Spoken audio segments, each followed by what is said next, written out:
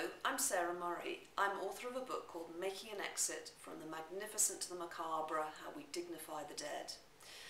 It was a book that set me off on a journey around the world looking at how different cultures celebrate the dead and the amazing diversity in the way that humans deal with this, the most serious of subjects and the most momentous event in our lives.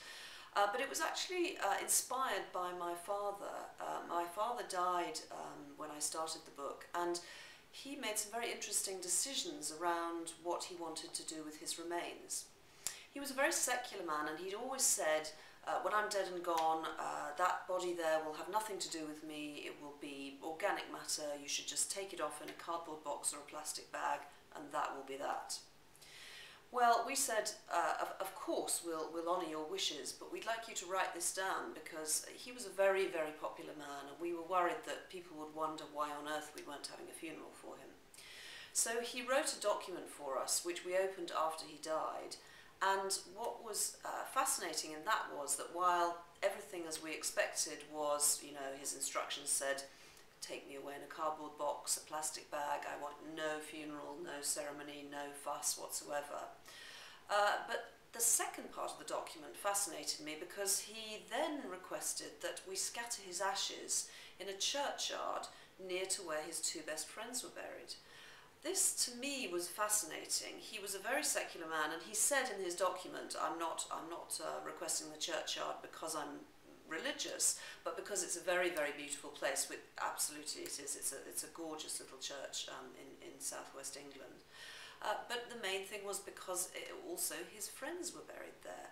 And I thought it was absolutely fascinating that somebody who had been so adamant that his remains had no meaning whatsoever, in the final hour, he decided that they were significant and he wanted them to be in a significant place.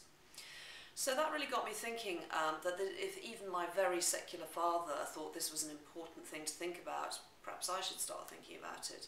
So that's what set me off on the book, which essentially took me on a journey across the world, you know, from India to Pakistan, to Bali, to China, to Mexico, all over the place, looking at the extraordinary diversity in the way that we deal with the dead. You know, we bury them in the earth, we burn them in fire, in some places we hang them in trees, in others we lay them out and wait for the birds to come and pick the bodies as carrion. It's astonishing the way that we both deal with the dead themselves and the way that we honour them and their memories. But one of the objects that I collected along the way, I just thought I'd show to you to show really how creative we can get. Now, this looks rather ordinary. It's actually an iron. There's the little plug. But this iron is made out of cardboard. And the reason it's made out of cardboard is that it's part of a Chinese tradition where objects are burnt, and as they go up in flames, they are transported into the afterworld, and the ancestors are able to use them, and clearly ancestors are in need of ironing their clothes, as I found when I found this iron in the shop. But as well as an iron, I mean, there are endless objects you can get, cardboard iPads, cardboard mobile phones, huge amounts of cardboard gold ingots, so you can be very wealthy in the afterlife. Anyway, it was really just an object to show you that there are so many ways we honour the dead and we make a connection with them in the afterlife.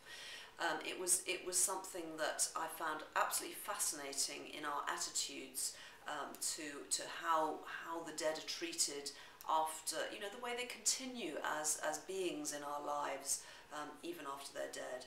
It was something that really set me off on a long journey that I continued for about a year and a half. Saw some absolutely fascinating things along the way, some of which you will find in my book, Making an Exit. Thanks very much.